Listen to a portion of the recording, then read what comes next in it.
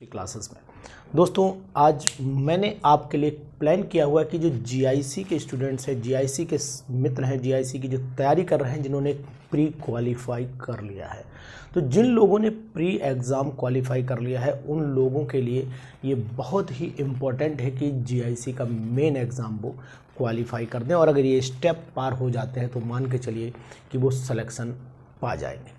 तो इसलिए पूरी जानकारी कि जीआईसी मेन एग्ज़ाम की तैयारी में हम लोग कैसे इसको हैंडल करना है, कितने नंबर का पेपर आता है, क्या स्ट्रेटजी होगी, ये पूरी जानकारी आपको आज इस वीडियो में देंगे।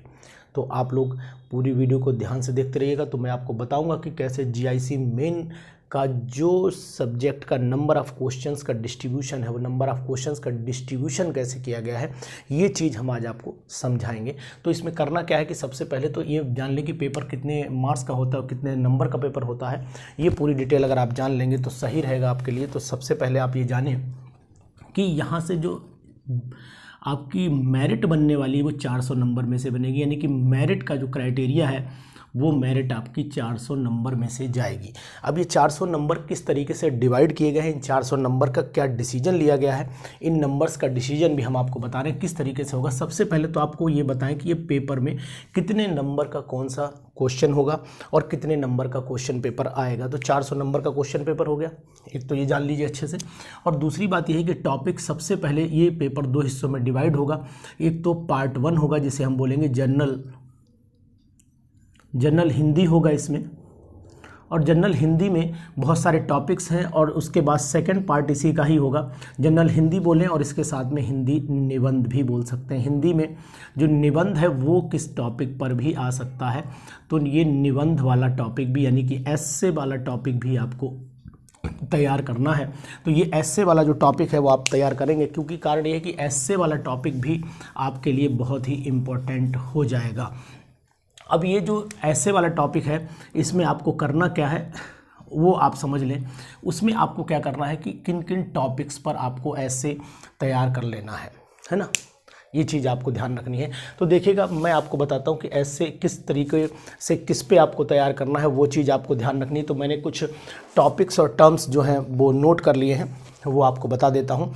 कि जैसे कि जो 100 मार्क्स का जो हिंदी का होगा, मेन चीज़ होगा इसको आपको एक तो ये बताएं इसके मार्क्स कितने होंगे। ये 100 नंबर का पेपर होगा। 100 नंबर में पेपर में क्या होगा, भाई हिंदी का तो मैं टीचर हूँ नहीं, लेकिन फिर भी आपको हिंट दे रहा हूँ कि निबंध जो आप तैयार करिएगा वो निबंध मेनली जो है वो एक तो आप आज की जो कंडीशंस हैं इन पे तैयार करने की कोशिश करिएगा। जैसे जो पैंडमिक हुआ है उस पैंडमिक के आधार पर भी कोई भी ऐसे आ सकता है। लास्ट ईयर जो पैंडमिक हुआ है, कोरोना महामारी जो हुआ है, इस पे महीने की महामारी का कोई टॉपिक आपको दिया जा सकता है, तो इस टॉपिक पर भी आप अच्छे से निबंध तैयार कर लेंगे। एक बात।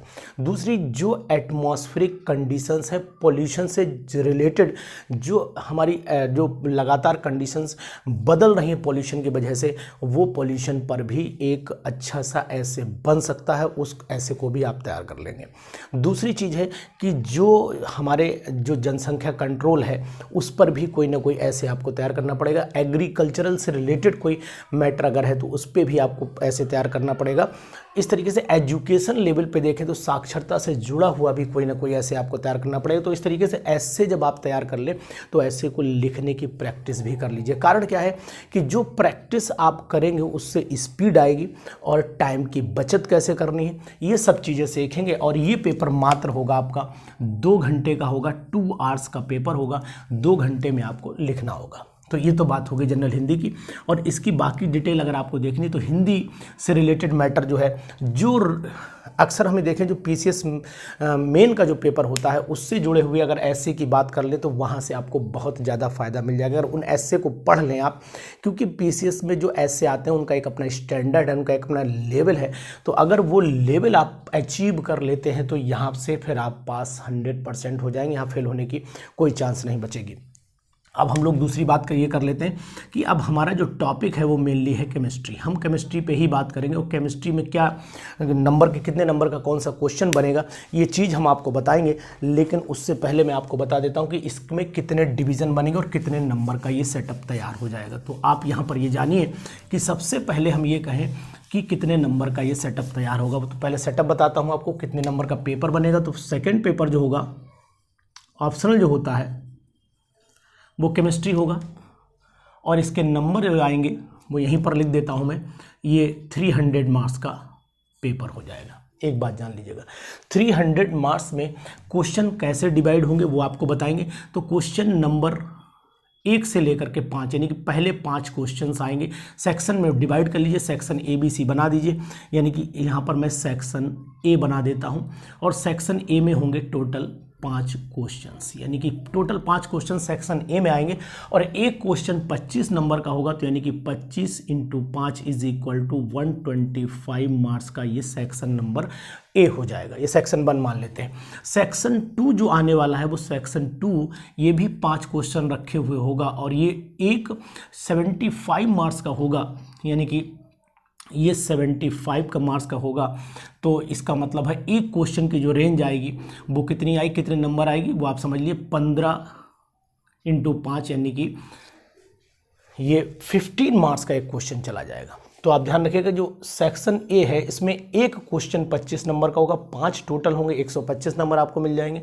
और सेक्शन बी में 5 क्वेश्चन होंगे, 15 नंबर का एक क्वेश्चन होगा, तो आपको यहाँ से 75 मार्क्स मिल जाएंगे। और सेक्शन जो सी आएगा वो सेक्शन सी में भी 5 क्वेश्चन सेक्शन सी में टोटल होंगे आपके यहाँ पर 10 क्वेश्चन, और 10 क्वेश्चन में यहाँ पर अगर आप देखें तो ये आपके 200 नंबर हो जाते हैं। यानी सिंपल सी बात ये कहें कि अब ये 10 क्वेश्चन कितने नंबर के हो जाएंगे, यानी कि अगर हम यहाँ देख लें तो 10 × 100 यानी कि ये क्वेश्चन हो गए आपके 100 नंबर के। तो इस तरीके से टोटल जो आपका बन के आएगा वो यहाँ पर देखिए क्वेश्चन का जो नंबर आया वो 20 मार्क्स हो गया, 20 मार्क्स हो गया, देख रहे होंगे आपको, 20 क्वेश्चंस हो गए, 20 मार्क्स एंड 20 क्वेश्चंस हो गए यहाँ पर। इस तरीके से ये 20 क्वेश्चन हम बोल सकते हैं, ये 20 क्वेश्चंस हो गए। और ये मार्क्स टोटल कर लीजिए आप, तो ये मार्क्स हो जाएंगे आपके 300। तो इस तरीके से मैंने आपको बताया कि किस तरीके से नंबर का डिवीज़न होगा। तो ये क्वेश्चंस और उनके नंबर मैंने आपको बताया कि आखिरकार कौन सा क्वेश्चन, यानी टोटल जो आने चाहिए वो टोटल आपके 20 क्वेश्चन आने चाहिए। एग्ज़ाम में 20 क्वेश्चन करने के लिए आपको 3 घंटे लगेंगे, लेकिन ये क्वेश्चन कैसे होंगे, सबसे इम्पॉर्टेंट बात तो ये है क्वेश्चन कितने होंगे, नंबर कितने होंगे, ये आपने पूरा जान लिया। लेकिन अब आपको ये भी पता लग जाना चाहिए कि आखिरकार ये क्वेश्चन का तरीका क्या होगा। देखिए जो 25 नंबर का क्वेश्चन डिवाइड होगा, अब जैसे कि मैं आपको एक एग्जाम्पल लेकर के बताता हूँ कि मान लीजिए क्वेश्चन नंबर 1 आया, ठीक है ना।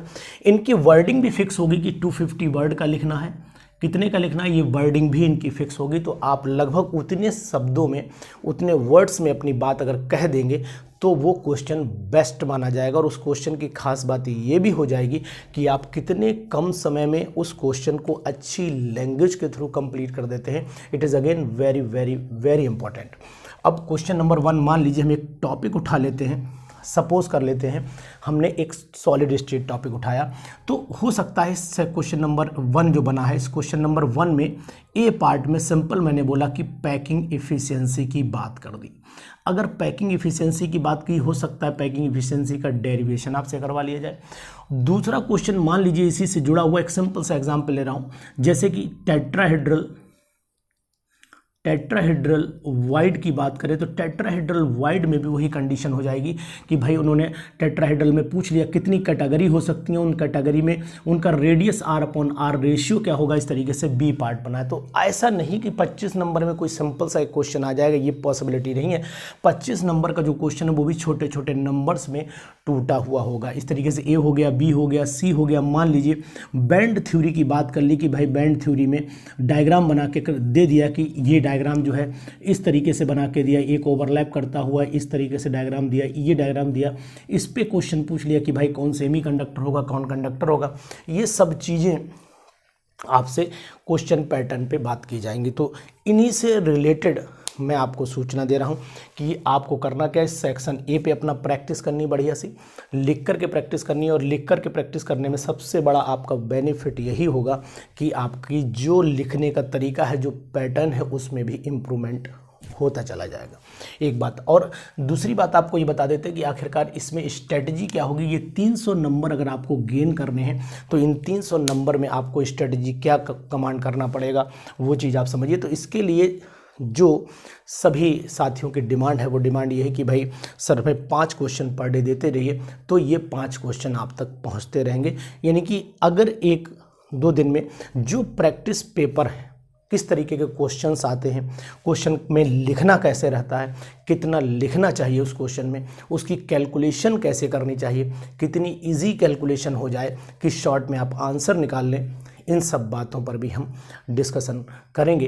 क्योंकि क्या होता है कि हमें एग्ज़ाम में जो 25 क्वेश्चन है, इसमें एक चीज़ आपको और बता दें, ऑप्शन की अगर आपके मन में बात आती है तो ऑप्शन कोई भी नहीं होता है। यहाँ पर ऑल आर कंपलसरी है, सभी क्वेश्चन कंपलसरी होंगे, है ना। इन क्वेश्चंस में आपको कहीं भी कोई छूट नहीं मिलेगी, लेकिन बीच में हो सकता है कोई ना कोई ऑप्शन लग जाए कि नहीं साहब यहाँ पर 19th वाला जो क्वेश्चन नंबर 2 आया, अब सेकेंड क्वेश्चन में हो सकता है कि एक ऑप्शन लगा दिया, 15वें क्वेश्चन में कोई एक ऑप्शन लगा दिया, 15th क्वेश्चन में ऑप्शन। इस तरीके से ऑप्शन तो अंदर इंटरनल चॉइस तो हो सकती है, लेकिन पर्टिकुलर 20 क्वेश्चंस पूरे ही अटैम्प्ट करने होंगे, यानी कि 20 के 20 क्वेश्चन अटैम्प्ट करने होंगे, ये इसका एक क्राइटेरिया है।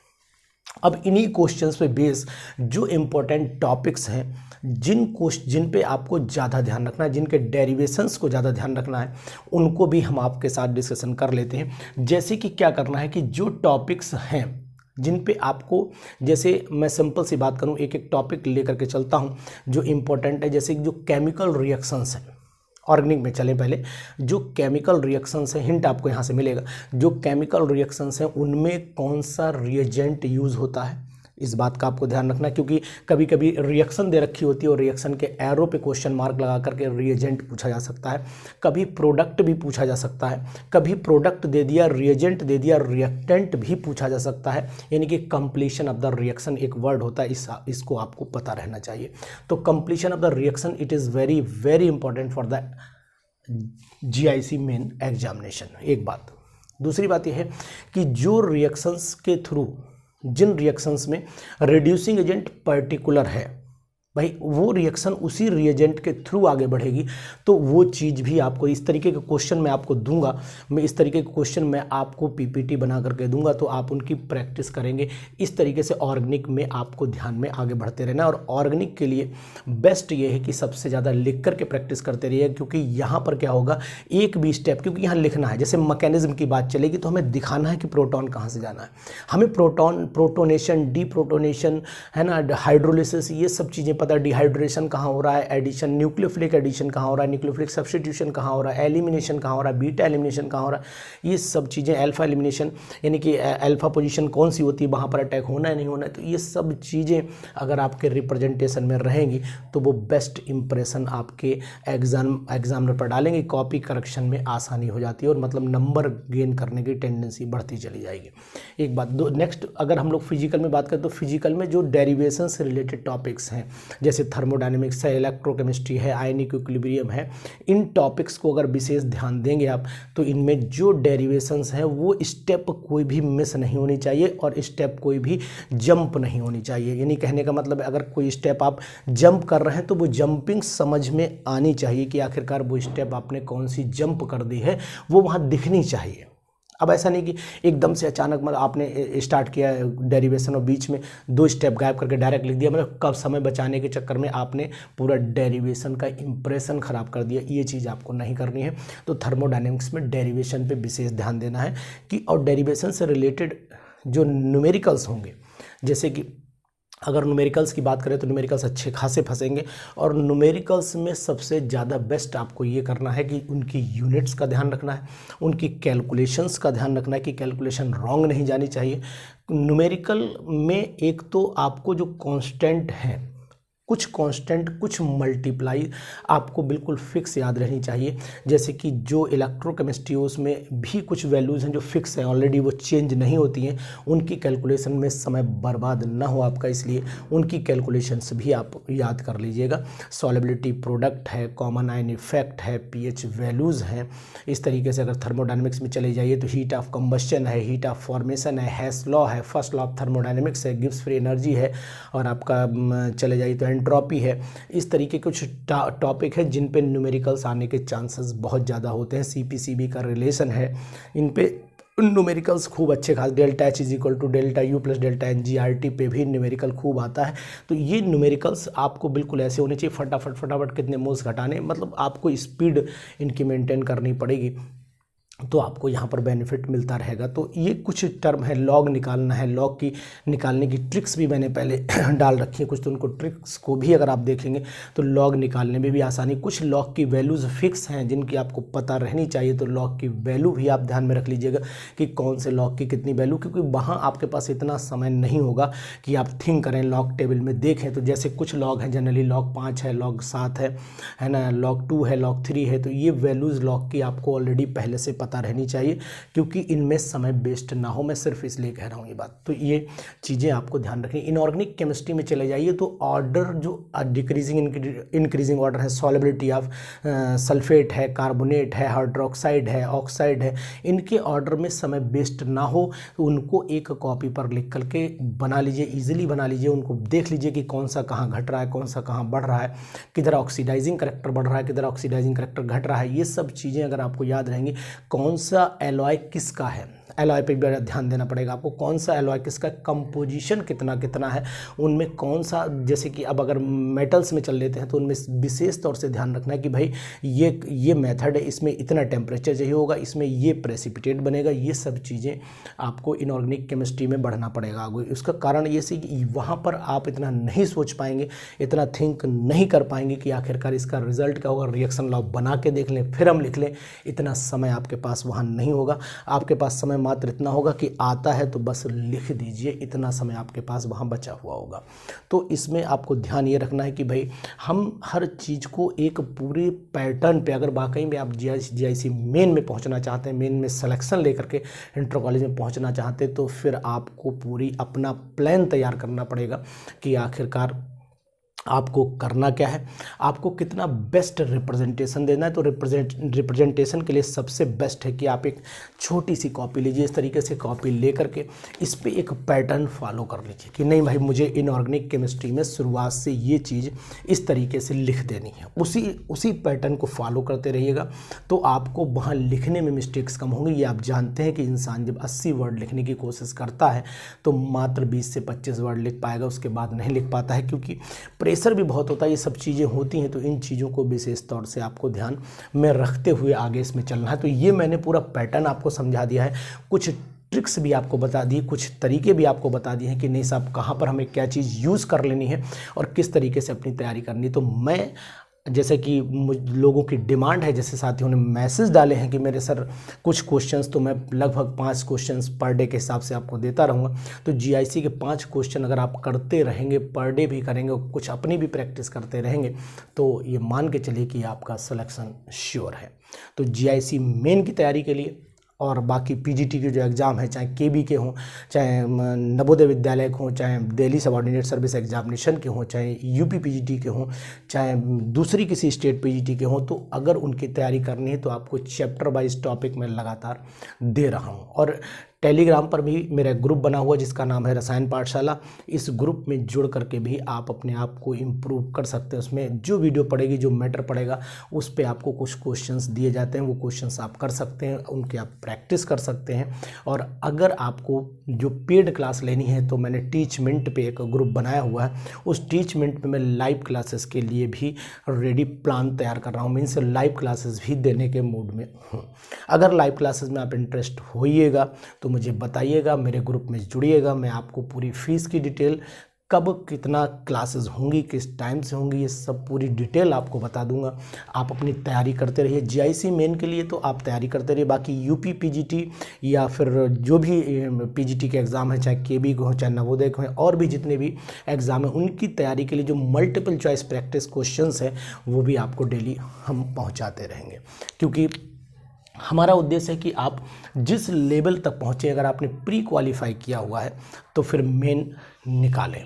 लेकिन ये आप जान रहे हैं कि हर कोई मेन निकाल नहीं पाएगा। उसका कारण सिर्फ ये कि भाई जितने लिए हैं वो पूरे तो लिए नहीं जाएंगे, उनकी एक लिमिटेड सीट्स हैं, वही कैंडिडेट लिए जाएंगे। तो इसलिए फाइट में बने रहिएगा, उस फाइट में जीतना आपको है, आगे आपको बढ़ना है। और इस एग्ज़ाम को क्रैक करने का पूरा मैंने कंसेप्ट आपके सामने रख दिया है। इस कंसेप्ट को अगर आप फॉलो करेंगे तो 101% आप सिलेक्शन पा जाएंगे। अपनी स्ट्रेटजी, अपना प्लान अपने आप तैयार करिएगा। आपको मैंने बता दिया कि फिजिकल में हमें किस पे विशेष ध्यान देना है, ऑर्गेनिक में हमें किस पे विशेष ध्यान देना है, इनऑर्गेनिक में हमें किस पे विशेष ध्यान देना है। मैंने एक हिंट आपको दे दिया है। और विशेष अगर आपको जानकारी चाहिए है तो फिर मेरा टेलीग्राम नंबर भी आप नोट कर सकते हैं। इस नंबर को आप यहाँ पर मैं लिख रहा हूँ 9473709473702711। इस नंबर पे आप मैसेज कर सकते हैं और इस मैसेज का रिप्लाई आपको 12 घंटे के अंदर मिल जाएगा। तो इस तरीके से आप अपनी तैयारी करिए। मैंने आपको नंबर का क्राइटेरिया बता दिया, क्वेश्चन कितने आएंगे ये बता दिया है। और अगर आपको वाकई में तैयारी के लिए प्लान करना है तो हमारे साथ ज़रूर बने रहिएगा। Thank you.